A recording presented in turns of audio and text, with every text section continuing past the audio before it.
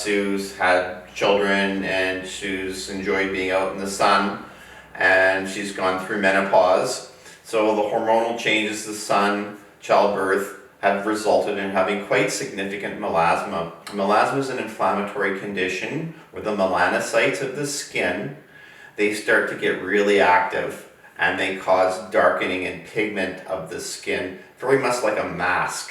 You see the mask like, and melasma is a very challenging condition to treat for people, because if you're too aggressive with it, such as with aggressive peels or lasers, and you're heating the skin up too much, it initially looks good, but then it rebounds back even worse.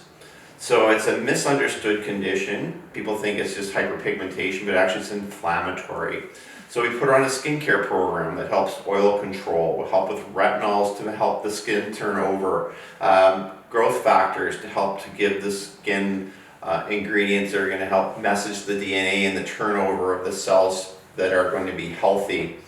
And then we have we use bleaching agents, whether it be hydroquinone or some natural ingredients. Vitamin C is really helpful, kojic acid. These are things that we have in our skincare products that we prescribe for people.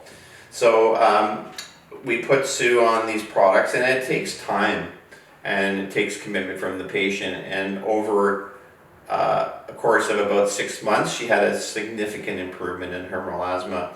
I always under-promise, because melasma is so challenging, and often the weak link is the patient not doing the program. One of the things I really value here is my esthetician in the clinic, Madison. She is very good about following up with people and holding their hand, because the products we use can be irritating and the skin can get dry and flaky, and people say they think they may have an allergic reaction to it. So it's so important that we have that follow-up and the constant support for the patient, and that way we're partners with them during their journey for healthier skin.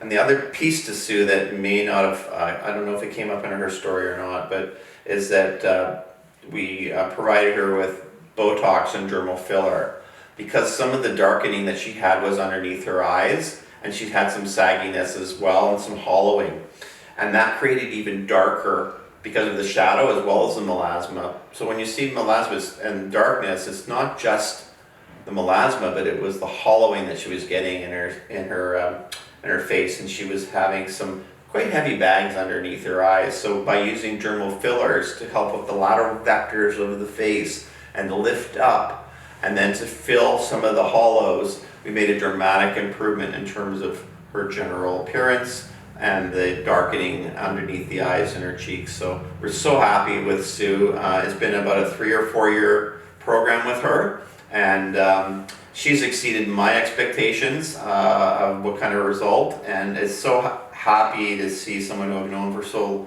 long and dedicated Delta Hospital worker have such great results.